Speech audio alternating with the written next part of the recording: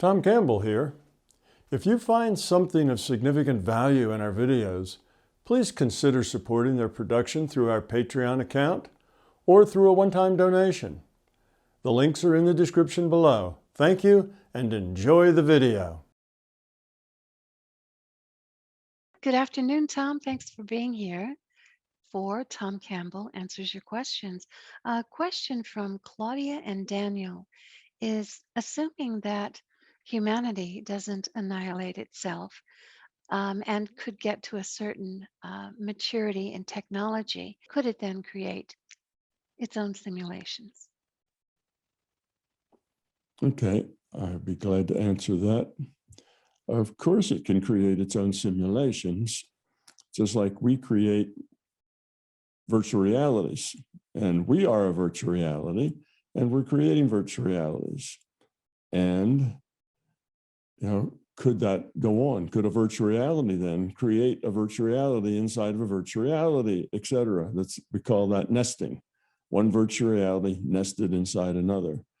And if virtual realities can create virtual realities inside themselves, then how many could you have nested in a big super nest? How many virtual realities could be there from one source? Well, yes, you can create a virtual reality. We're doing that. Okay, so we know that's possible because we avatars called humans living in this virtual reality called a physical universe are indeed making virtual reality games. So now what's really going on here, I think, and what the bigger question is can these virtual realities and virtual realities, let's say we create a virtual reality like The Sims or World of Warcraft, could we ever get to the point where the Sims characters were actually conscious characters? This is, I think, where people are going, and if so, then could our creator be some other virtual reality that had created consciousness, and then we're downstream and further? There are several things we have to talk about in order to answer this question. And one is, let's talk about a conscious computer. Okay. How does one create a conscious computer? Well, one does not program consciousness into the computer.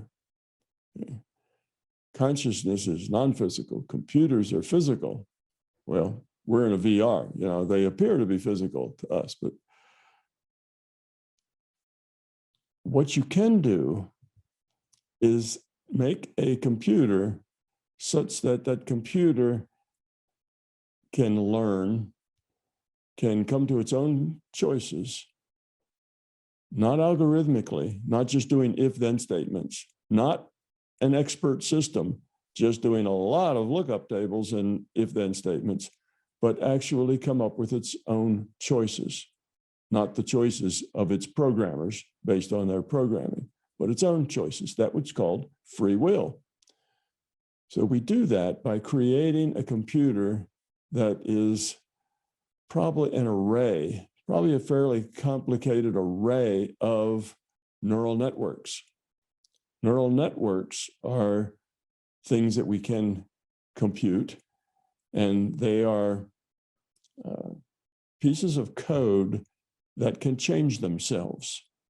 Okay, there's a bunch of equations, and those equations will have parameters that can be changed by the program itself.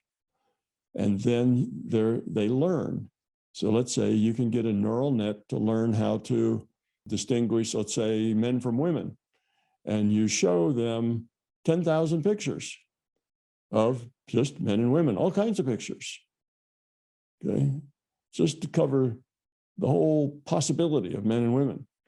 And and this is the training mode, and whenever they get it right, you say, is this, okay, here's a picture, is this a man or a woman?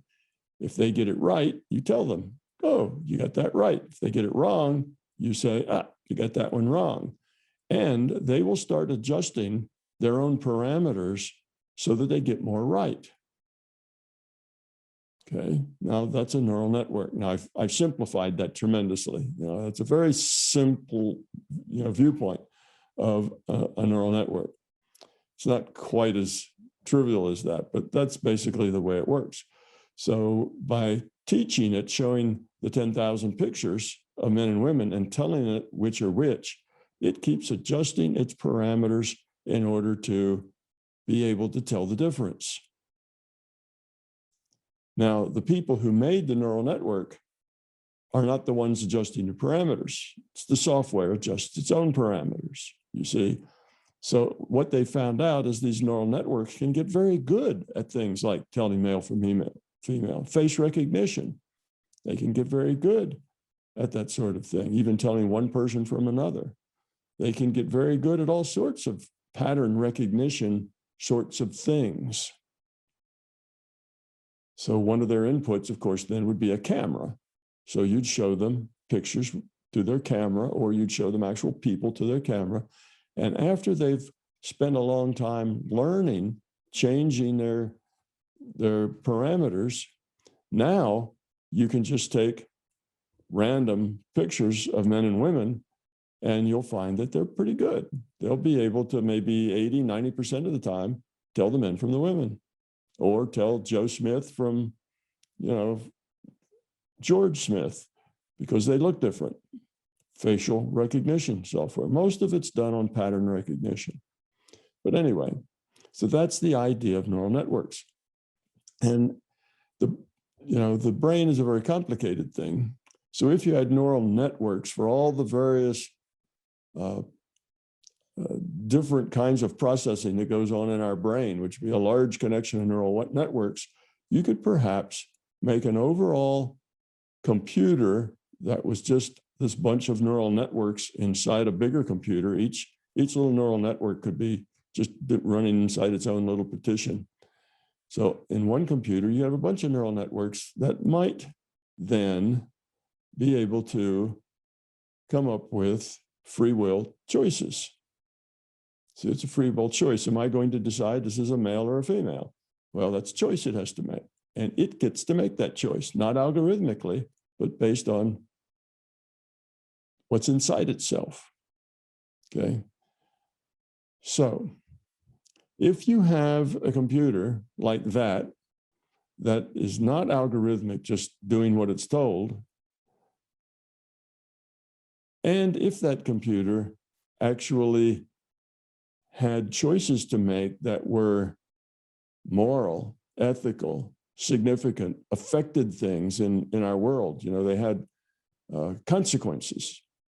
If they actually made choices of major consequence, particularly moral choices, then a consciousness, an individuated unit of consciousness, might decide to log on to that computer to make those choices. And by making those choices, evolve the quality of his consciousness. So you see, in that case, you would have a conscious computer, not because you created consciousness in the computer, but because you created a platform that, interacting in our social space, makes important, significant, ethical, and moral choices. If all the computer did was tell men from women, then no consciousness would really want to log on to that. It's a boring task, and it doesn't have any real significant choices. You see, so that kind of a task wouldn't entice an IUOC to log on to it, to play that avatar. But if you took that computer and set it up to manage the electrical grid in the United States so as to optimize power distribution, now there are moral choices there. When power goes out, who gets the power first? Do you give it to hospitals and old people, or is it first come, first serve? How do you do that? Well, these are ethical choices that make a difference, affect people's lives, have consequences. So in that situation, a consciousness may log on and start asking or start answering those kinds of questions, start making those choices. you see, because that would be a place it could learn through that context. Okay, so we will one day see conscious computers. And these conscious computers will one day do things like, manage the electrical grid, probably. And they may also be conscious. Maybe it'd be a computer that was in charge of childcare. Well, there's ethical choices there, you see. So these computers then would be conscious in the same way we're conscious. Here we are, an avatar, a human being, avatar in a simulation, a simulated human being with a consciousness making its choices. Okay. Now there, in this case I just talked about, the computer would be an avatar, a simulated computer, right? Everything here is simulated. This is a virtual reality. Our computers are simulated just like our bodies are. Our bodies are computed, the computer's computed. So it would be a virtual computer with moral choices. And if it's being played, if it's an avatar for a piece of consciousness, then you'd have a conscious computer, just like you have a conscious human. Same thing, same difference, just different avatars. It's like having an avatar that looks like a human or an avatar that looks like a computer. They both have limitations. They both do some things very well and both don't do other things very well. It'd just be a different avatar. So that is how you get a conscious computer.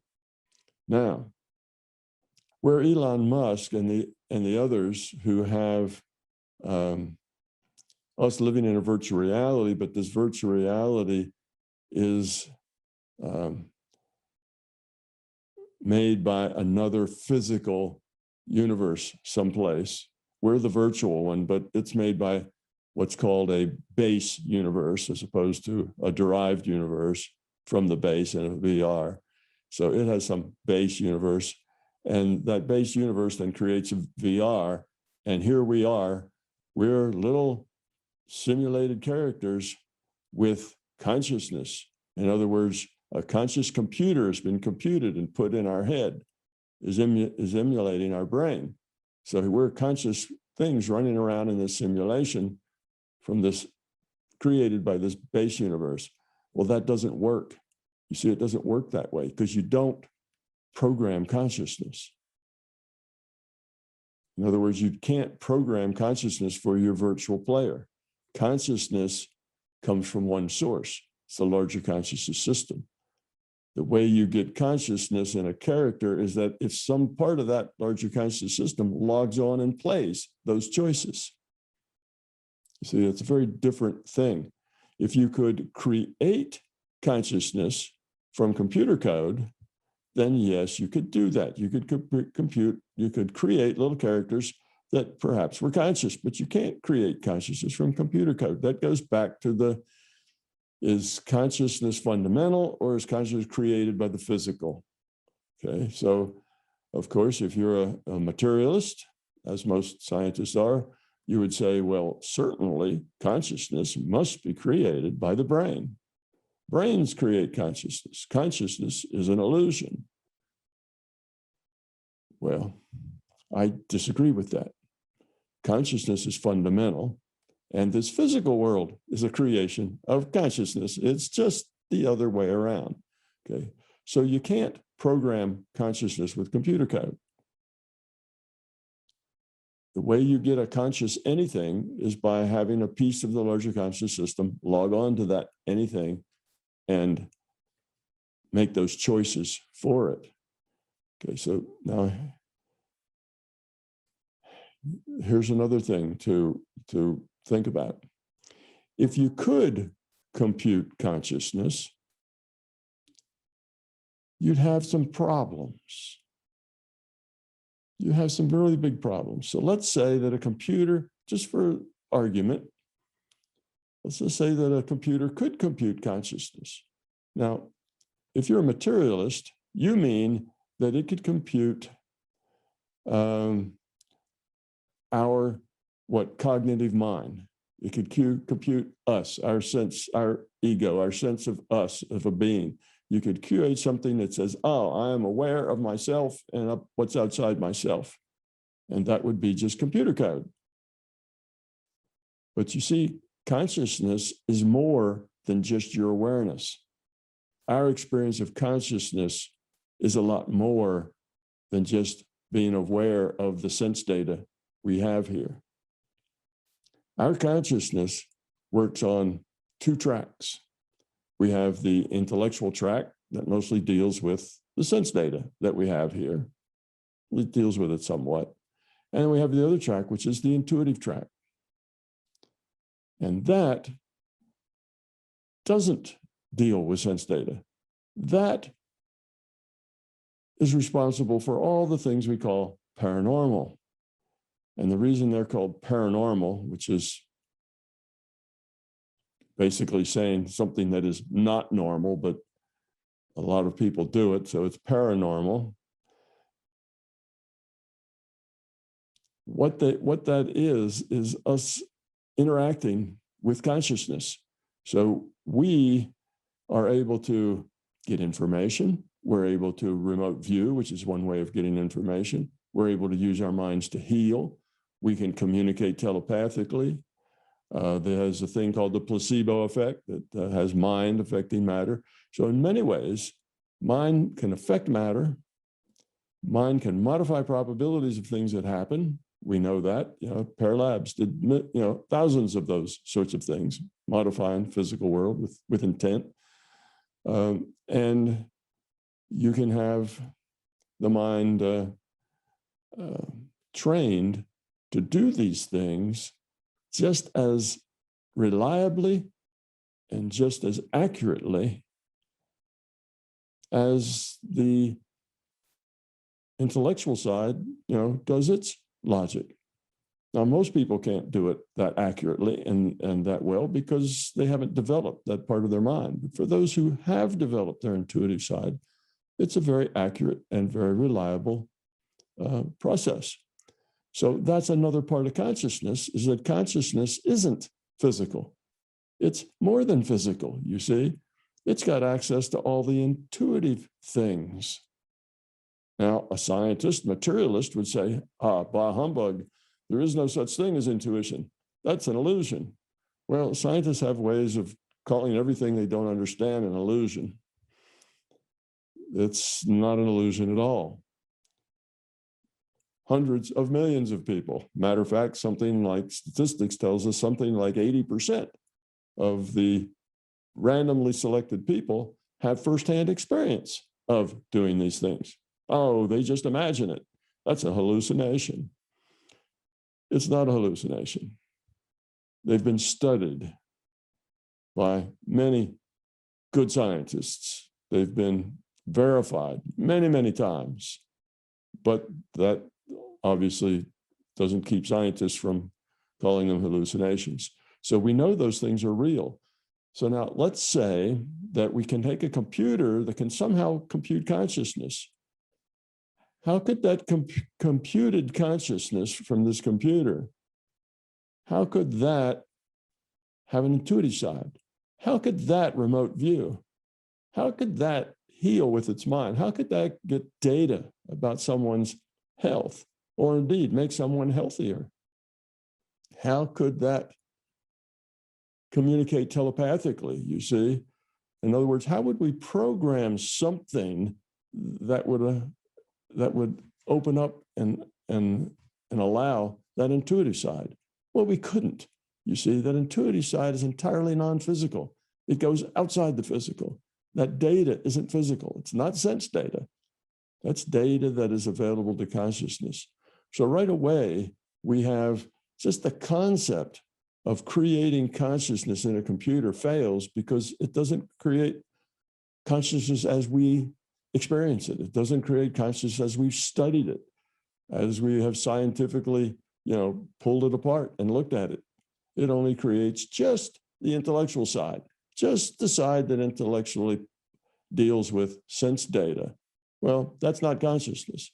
That's just a slice of consciousness, not even the biggest slice of consciousness. It's just a piece. So you see, it doesn't work even if you allow the possibility it doesn't work. You can't take a physical computer with physical code and have it link to the intuitive some intuitive connection that gives that information, which is why scientists will just say that, well, intuition doesn't exist.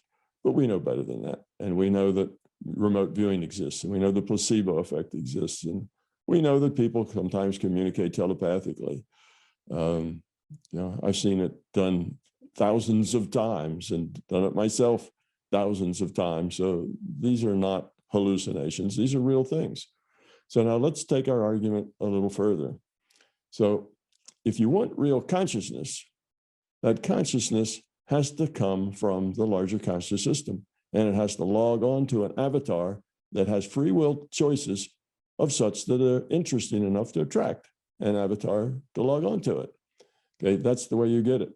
Now, all right, given that you have that, that means we're in a simulation, okay, our physical reality. Now we make a simulation, let's say called World of Warcraft, and we have an elf in there.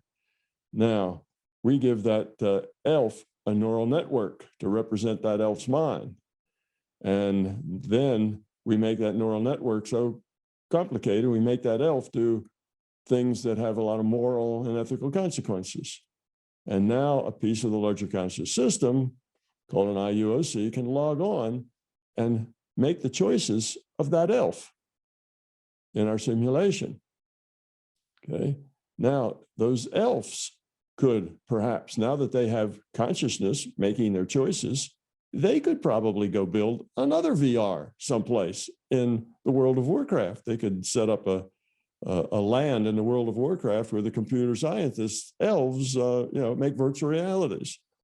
And if indeed the elves made a virtual reality that had in it a character that made free will choices that were moral and ethical, then a piece of the larger conscious system could log on to that character and make those choices. So yes, you could have this nesting, could go just as far as you want to take it, but all the consciousness is really just pieces of the larger consciousness system logging on and playing different kinds of avatars. An avatar that creates other avatars, that creates other avatars. And if all those avatars are interesting to consciousness, then a piece of it would log on and play those characters. And that consciousness would have all of those intuitive attributes. So yes, that conscious computer would be able to get information out of the databases. It could have all the intuitive insights that we have because it would just be conscious.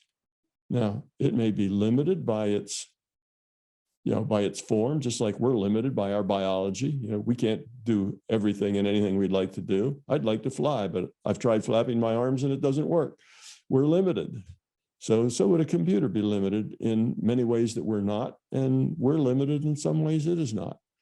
So it wouldn't be just like us, but it would be consciousness, and that consciousness would have an intuitive part.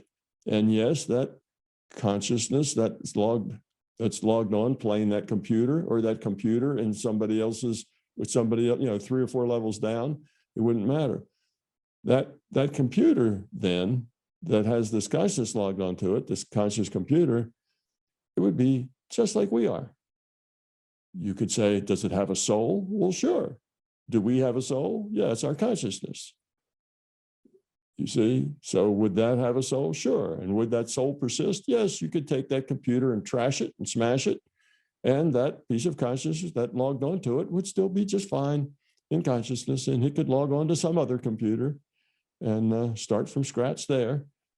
So whatever quality it earned, quality as far as making good choices, it would take to it to the next incarnation it had in the next computer it found as a host. Okay, so that's how this works. So consciousness is fundamental. Yes, you can nest virtual realities, but now there's one other thing that we have to talk about.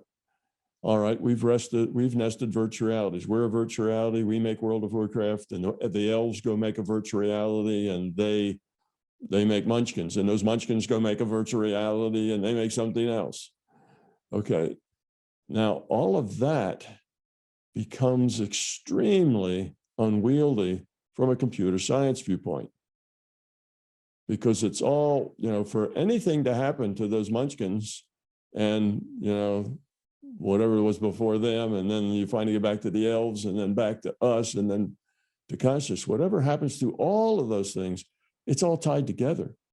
In other words, you have to go into the first virtual reality and process through that to get the second. We have to make the elves. So the elves are dependent on us. And then the elves, what did I say they made? Munchkins? So the elves make munchkins. So any munchkin, anything that happens in the munchkin world has to process through the elves. Anything in the elves has to process through us. So you have this huge overhead. So let's say you get 4 or 5 levels down. There's this huge processing overhead to run a virtual reality 4 levels down, going through 4 levels of very intensive overhead to make that happen. And if any level upstream has a problem, the server running World of Warcraft crashes. World of Warcraft doesn't run anymore. Well, in that case, the virtual reality that the elves made from World of Warcraft, it crashes too. And then whatever the munchkins made, it crashes too. So everything downstream crashes. So if you have any errors or problems in the system, everything south of that, in other words, everything downstream in the logical flow, also has to deal with that problem. So it's just so extremely inefficient from a computing viewpoint that no thing would ever make such a monster. It just doesn't fly. So much easier to make 4 separate virtual realities than to have 4 virtual realities all nested, one in the other. Now you just have a server, piece of a server, serving each one. Now it's robust. Now if you have a problem in server A, it doesn't crash everything in B, C, D, and E. You see, so yes, it's theoretically possible to nest N, as many as you like, things in virtual reality. Okay. The only consciousness any of those characters could have comes from the larger consciousness system, logging on to that level and the level that's inside that level and so on. As long as there is a character making moral choices, then consciousness can log on and evolve by making those choices. But it wouldn't be done because it's bad computer science. It's really terrible computer science to do that. So at most, you could maybe have 2 levels. That's just poor computer science, not terrible computer science. So you might. So we could perhaps make a virtual reality and have our elves, and we could have consciousness actually logging on, playing our elves' free will. Okay, so, but not likely, because it's still bad computer science. But to have the next one and the next one and all those downstream becomes ridiculous computer science, not just bad computer science, but outrageously bad computer science. So that's not likely to have lots of nested things. So if we look upstream, all right, so what about us? Could we be created by some other virtual reality? And consciousness are playing our characters. Well, yeah. And what difference would it make to us? None. We're here in a virtual reality doing this, and we have a individuated unit of consciousness from the larger conscious system making our choices. So whether we're first generation away from the larger conscious system or second, makes no difference. And unlikely that we would be 3rd, 4th, 5th, because like we say, that's outrageous computer science.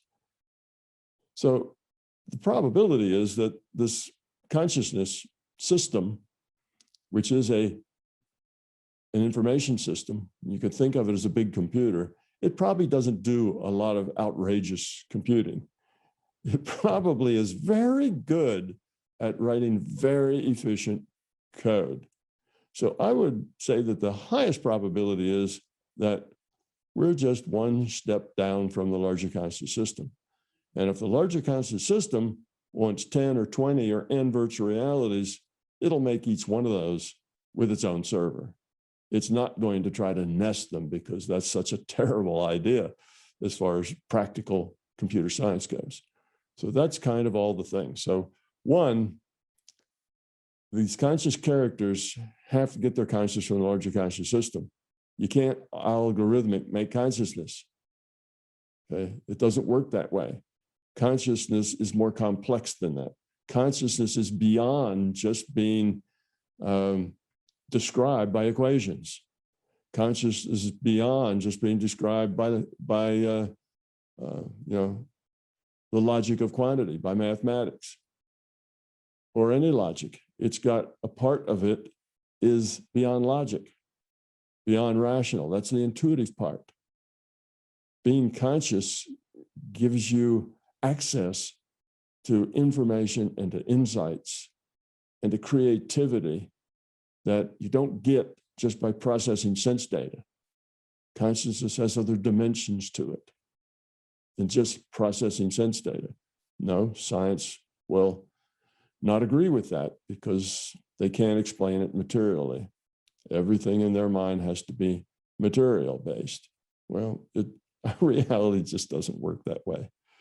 So in any case, that's this idea about nesting virtual realities and virtual realities, computers being conscious, and kind of the idea that there is a kind of a home world or a base world, as they call it, where we are being created. You know, our future selves live in this base world, and now they've created this virtual world, and that's us. Well, there is no base world. There's the larger consciousness system, period. After that, there's virtual realities. There is no fundamental physical reality. Physical reality is not fundamental. Consciousness is fundamental. So that's the way MBT theory thinks about things like conscious computers, nesting, virtual realities, creating virtual realities. I hope I've put all that into context. You did. see. You did. You completely integrated everything they had in that question and some of the other ones they had. Thank you very much. Tom, our next question comes from Taylor. What makes you say that neural networks are not algorithmic? I used to run the machine learning teams at a prominent company where we implemented and used neural network models, NNs, and from this experience, I would say they are exactly algorithms. And we could read their white papers and review their code. They are deterministic computations that a Universal Turing Machine can perform, and when performed on the same input, produce the same output. They are statistical and therefore purely inductive. Now, it's true that we don't understand why it is deciding what it is, though we could in theory look under the hood and answer the question the same way we would when debugging software, though it would be tedious and unsatisfying. This bit was a 0, this operation was an XOR, etc. I think what you're getting at is that if a neural network were modifying itself on the fly, this is not practical yet for any industrial applications, AFAIK, the observational event which caused the change to the neural network is lost to history, although a log could be captured as well. And the only examinable artifact that remains is the altered state of the NN.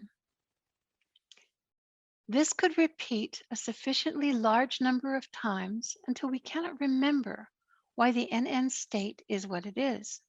Therefore, we don't have an algorithmic process to go back and see what happened to cause the model to change, and therefore we cannot answer why it changed, and therefore we conclude that this deterministic algorithm is conscious. Sort of like the way the photons are consumed by the film in the double-slit experiment. So are events or observations consumed by the neural network. I'm then tempted to reduce this to any sufficiently complicated algorithm can be confused, interchanged with consciousness. Good pseudo-random number generators driven by polling physical properties of the computer. would be sufficient to achieve this intractability and are in fact used in software running on common computers, which leads us to the conclusion that almost all computers are already conscious. My reaction to this is to say computation is not conscious. If asked why, I'd say that consciousness has free will and the computation doesn't. And to venture a guess at your answer, you'll say that yes, a sufficiently complicated computer from which we don't know why it's doing what it's doing is functionally an avatar, and that an individuated unit of consciousness could send a free will awareness unit to log into this avatar, which would then make it conscious. Tom? What he's doing is basically interpreting the words a little differently. I don't disagree with much of what he said. He's mostly correct. I just used the neural network as an example. It's not the only way to emulate free will, but that's basically what we're doing. And yes, it's in a computer, and yes, it's made out of bits, and yes, it's made out of, computer code. But the point is that uncertainty as to why a choice was made, why a decision was made, there is uncertainty there. That's what I meant when I said it's non-algorithmic. We don't get to the point that says, okay, given this, that, and that, therefore this, we get this other thing. That's just logic. It's a flow chart. It's a logic flow chart. If this, then that. If that, then the other thing. If the other thing, then this. And if this, then, there's a conclusion. And that always executes exactly like that. Okay, it doesn't change. There's no uncertainty in it. It is a certain process. Now you get a neural network and you show it a picture of a lady, and it has to decide whether that's a male or female. Well, it may decide it's a female. And then you showed a bunch more pictures. And then you show him that same picture again, and this time it may decide it's a male. In other words, it changed its mind. There's uncertainty in there because it had changed some of its parameters in the process of its learning. It learns, as it goes. Okay, so in any case, the uncertainty that's created in the result is enough to emulate a free will choice. And yes, neural networks are not the only way to do that. I could have used another term, which I used to use besides neural networks, and just said fuzzy logic. Fuzzy logic is another way of saying, okay, it's logic, but it's not deductive. It's not deductive logic. It doesn't always come to the same answer in the same way all the time. It could decide this, or it could decide something else, and we really don't know what it's going to decide until we show it the picture and lets it make a choice. We really don't know what it's going to do. And if it made a particular choice and we said, oh, why did it call this picture a woman? And we couldn't answer that question. There's no way to answer that question because, as he said, it's just lost in the computation.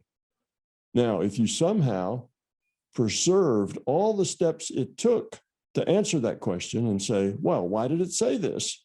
Oh, well, we can tell you because we've saved every detail of how it got to that point. Well, now it's not a good emulator of free will choice. But as long as there's the uncertainty that we don't know how it chooses that, then we call that fuzzy logic, inductive, right? Not deductive logic. And that's all you really need to emulate free will choice. So let's just talk a minute about what is free will. That means that an entity has choices. It can choose A or B, simple, just two choices, male or female, right? It's choice. It can choose one of the other. Somebody's going to show it a picture and it's going to choose male or female, just two choices. But it has the free will to pick whichever one it thinks is the right answer. And nobody really knows why it picked that because it's been modifying hundreds of little parameters. Particularly, that's why I said it was a complex array of neural nets, see, making it more complicated. So these neural nets feed each other information, and they have feedback loops going among the neural nets. So the whole thing gets so complicated that nobody has any idea why it does what it does. So it has a free will choice. It can say male or female. Now that is a very limited free will, just a binary, two things. But let's say that this computer has 100 choices. There's 100 things that it can say. It's more complicated. Now it's this array of neural networks I'm talking about, not just a little simple, neural net. And it's exceedingly complex because you have neural nets made out of neural nets. Basically, rays of neural nets making bigger neural nets. That's sort of the way the brain works. And if you have that level of complication and nobody's tracking it, now if those choices turn out to be moral choices, like who gets electricity now that the electricity is off, who gets the little bit that's left? Well, those are ethical choices. Now, they could be algorithmic. First, give it to the hospitals. Second, give it at the old folks' homes. Third, give it to people older than 75. Fourth, it'd just be an algorithm. It'd just go down there and it would just do that, period, no thought. But if you had that handled by a conscious computer, it would think about it. It would have to think about all the various circumstances. If I do this, then what are the consequences of that? What would be the unintended consequences of that? And then it would have to take all this information and come to some sort of a conclusion based on its experience. That's all you can say, just based on its experience. Well, that's a free will choice. You see, that's all it takes. It doesn't have to be, you don't have to have pure random number generators. Pseudo random numbers are fine. All you have to do is create enough fuzz in the logic that the choice is there to that machine. And it's not something that anybody could guess. It's not something that anybody could say, oh, well, they'll have to pick a female this time. They'll have to. Well, it doesn't have to. It makes its own decision based on its own experience, you see. So all we're trying to do is emulate free will choice, not make some kind of theory. We're not talking about theoretical purity here. We're just emulating free will. And if you have free will, then you have a consciousness that can take that on, can log on and do that. So yes, fuzzy logic is good enough. All you have to do is build a thing that learns on its own and makes choices, not because it's told what choice to make by logic, by deductive logic, but that it figures it out based on its experience. It has choice. And if that's the case, then a consciousness can log on and make that choice. Oh, I make that choice this way. No, we're not going to do the hospitals first. They have generators. They're going to be good for the next day and a half before their generators are going to have a problem. We're going to do this first and that first. And then I know there's a little old lady over in there that will die if her ventilator stops running. And we're going to make sure that one gets it because they have all this information rather than just, all right, hospitals first. See, that's a very high level deterministic way of making the process. So it does take something that has experience, that learns from that experience. By learning, we mean it changes itself. It modifies itself. It changes, and you ask it you give it exactly the same stimulus, and you may come up with a different answer next time because it's grown. It's not the same as it was. So that's all we need to emulate free will. And if we emulate free will, then that's enough for a conscious to log on and play that emulated free will. Thank you, Tom. Those were both interesting questions. Thanks very much.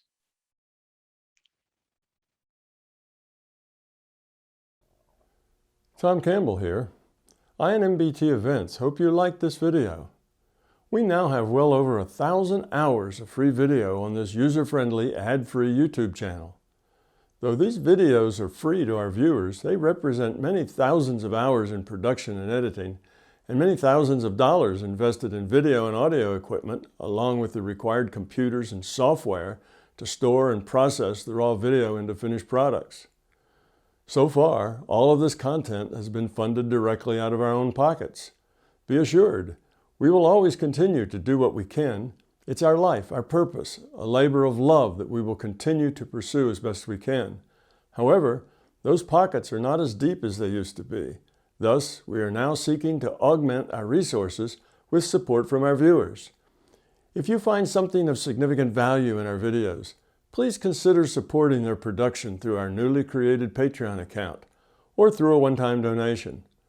The links are in the description below. Thank you.